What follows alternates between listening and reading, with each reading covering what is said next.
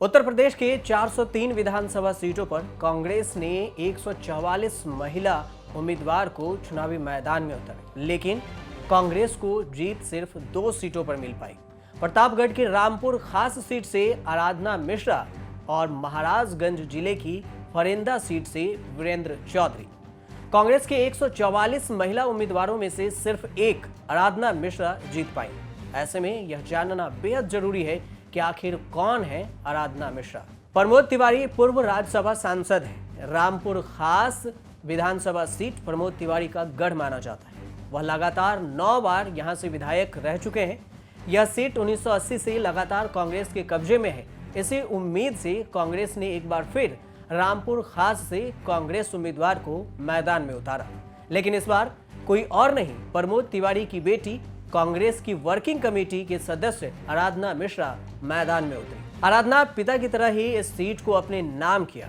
आराधना मिश्रा मोना ने प्रतापगढ़ की रामपुर खास सीट पर बीजेपी के नागेश प्रताप सिंह उर्फ छोटे सरकार को 44,741 वोटों से हराया। आराधना को कुल 84,334 वोट मिले, जबकि नागेश प्रताप को 69,593 वोट मिले। इस सीट पर बसपा के बांकेलाल पटेल महज 4,914 वोट पाकर तीसरे नंबर पर रहे। उत्तर प्रदेश की 403 विधानसभा सीटों में से कांग्रेस महज 2 सीटें ही जीत पाई, लेकिन रामपुर खास सीट पर इस जीत के साथ कांग्रेस ने यहां से लगातार 12वीं बार जीत दर्ज की है। साल 2014 में प्रमोद तिवारी राज्यसभा के लिए चुने गए थे, जिसके बाद यह सीट खाली हुई और इस बार हुए उपचुनाव में उनकी बेटी आराधना मिश्रा जीती। इसके बाद साल 2017 से चुनाव में भी यह विजेता घोषित हुई। तब उन्होंने बीजेपी प्रत्याशी नागेश प्रताप सिंह को 17,651 वोटों से हराया था।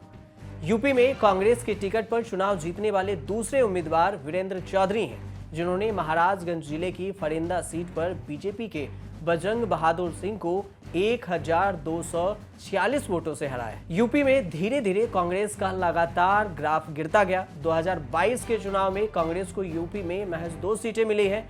उत्तर प्रदेश में पिछले 45 सालों में कांग्रेस का यह सबसे बुरा प्रदर्शन है। साल 2017 में विधानसभा चुनाव में पार्टी को 7 सीटों पर जीत मिली थी। इससे पहले 2012 में कांग्रेस को 28 सीटें, 2002 में 25, 1991 में 46, 1985 में 269, 1980 में 309 और 1977 में 47 सीटें मिली थी। कांग्रेस पार्टी को 1985 के बाद उत्तर प्रदेश के किसी विधानसभा चुनाव में 50 से ज्यादा सीटें नहीं मिल पाई है।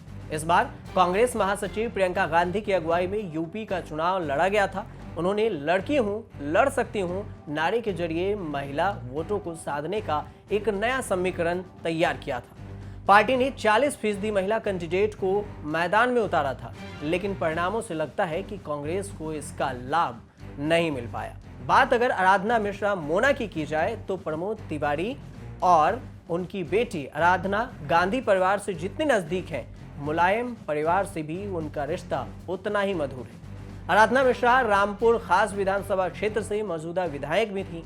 मोना मिश्रा के रूप में लोकप्रिय वे 2 दशकों से अधिक समय से कांग्रेस पार्टी के सदस्य के रूप में जुड़ी हुई हैं। उनके पिता कांग्रेस के वरिष्ठ नेताओं में से एक हैं। मोना मिश्रा ने पार्टी में कई पदों पर काम किया और कांग्रेस पार्टी और राहुल गांधी के लिए मीडिया रणनीति तैयार करने में भी महत्वपूर्ण भूमिका निभाई। आराधना मिश्रा के खिलाफ 6 आपराधिक मामले दर्ज हैं। उनकी पढ़ाई ग्रेजुएशन तक हुई है। यूनिवर्सिटी ऑफ इलाहाबाद से उन्होंने पढ़ाई पूरी की।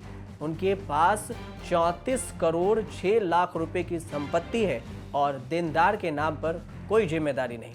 आराधना मिश्रा दावा करती हैं कि प्रमोद तिवारी के अधूरे कार्यों को उन्होंने पूरा करने का काम किया है, लेकिन कांग्रेस के हालात देखकर ऐसा लगता है कि यूपी में कांग्रेस ने कुछ भी काम नहीं किया। देखते रहिए न्यूज़ तक।